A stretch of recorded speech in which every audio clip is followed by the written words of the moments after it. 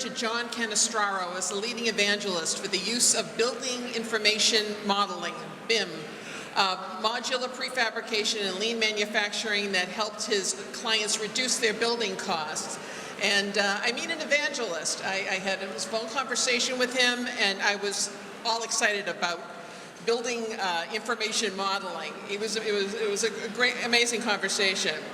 J.C. Cannistraro is a major family-owned mechanical construction firm with a great story. Please check out their website. It's amazing.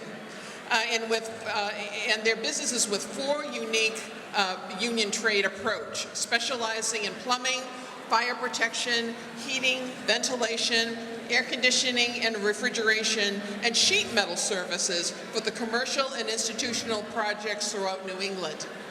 As president, John provides the company with its overall strategic direction with a focus on pre-construction. John has a passion for combining creativity with design and technology and believes firmly in the ideals of mentorship and collaboration. It was very fascinating talking to him and about his business and his ideas, but I do want to touch on 2 areas.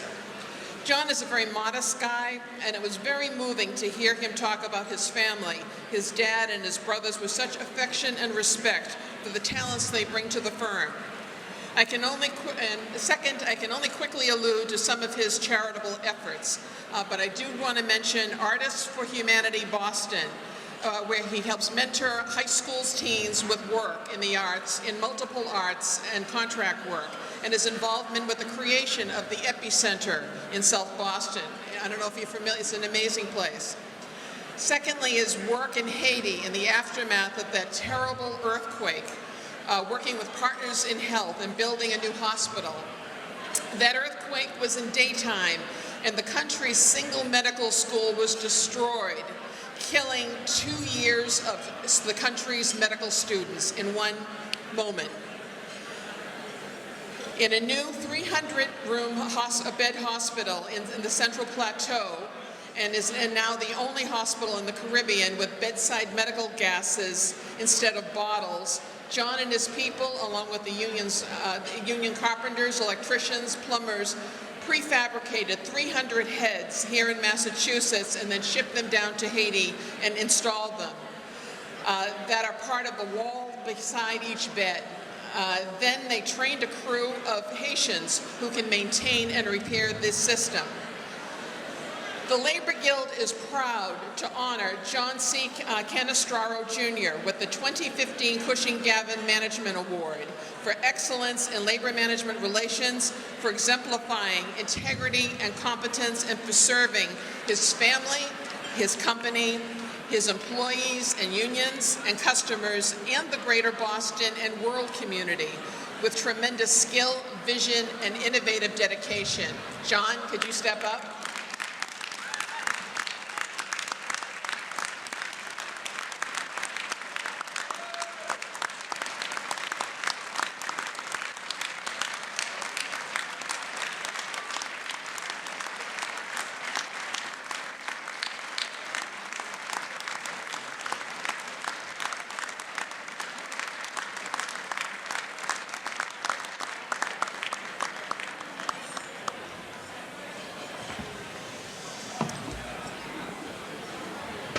Gina, I need you back.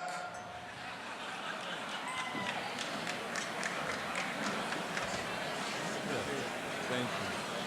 Thank you, Allison. Thank you all for coming tonight. It's great evening. I haven't been in this room since 1977, my junior prom. I was up here doing a disco with John Travolta in a white tux with a lime green flowered shirt. It was awesome. I have just a few comments. I'd like to thank those who nominated me. I don't know who in their right mind would give me an award for management. But management's all about improving flow and eliminating waste. And I guess I'm a master plumber, so I know a lot about those things. I'd like to really thank my 2 brothers, Dave and Joe, who are my business partners. They make my job very easy. And Dave and Joe.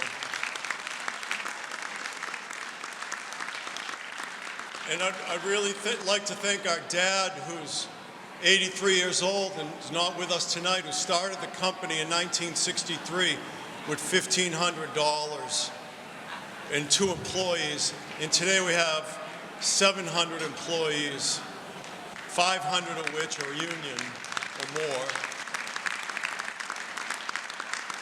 We're signatory to 4 labor unions.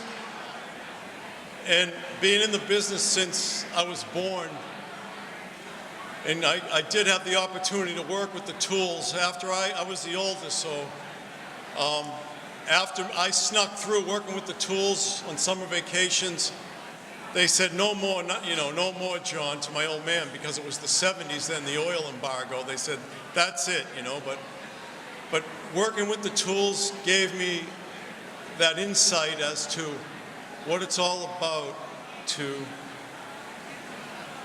be in labor. And what's it all about to work with your hands? And what's it all about to have pride in your work? And having pride in your work, to go home to your family for a profession, and to work for a common good is what I learned at 12 years old and 13 years old, which I'm bringing into my business today. And I have 2 of my adult children, I have 3 of my children here this evening.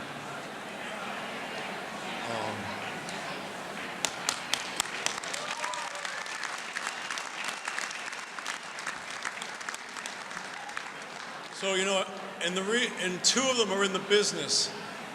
And, the last 50 years flew by, so I just wanted to mention my philosophy on the union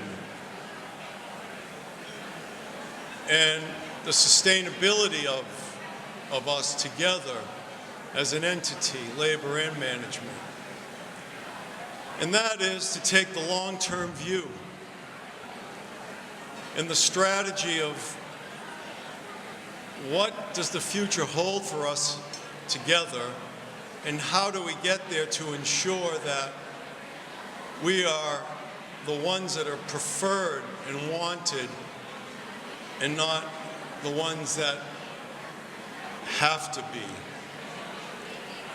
And in order to do that, we have to have continual improvement in our processes, continual improvement in our education, for safety, for all of that.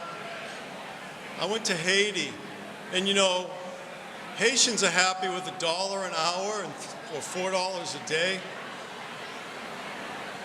And the spirit is tremendous. And it's so uplifting that it brings, when I come back, it gives me a mission and my family a mission to do everything that's good in this world.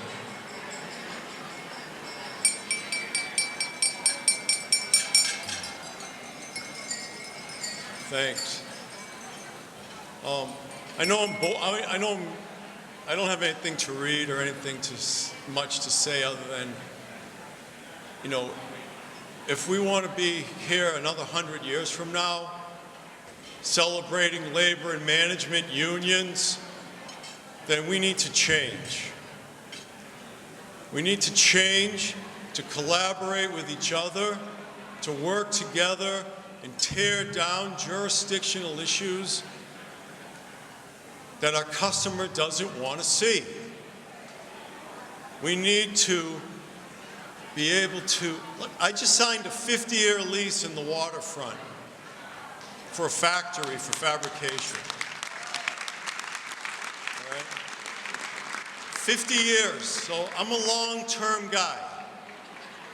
I said to the city of Boston when I went into the BRA, I said, I'm coming back in 50 years to sign the renewal.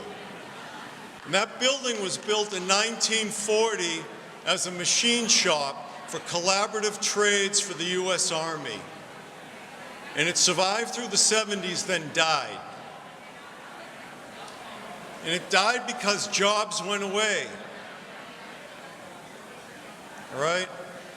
Now we want to bring it back, and I want to be able to get Boston residents, establish and capitalize on the Boston plan so that our people can have jobs and we can be the go-to, and the unions can still remain the go-to organizations in Boston. But we can't do that by doing it the same old way. Doing it the way we always did it is not the answer for the future. We have to continually improve to be better for what the times are bringing. And the times are bringing a crisis, and we need to prepare for that by being better and really working together to think about 50 years out, not 2. Thank you for listening. I really appreciate it.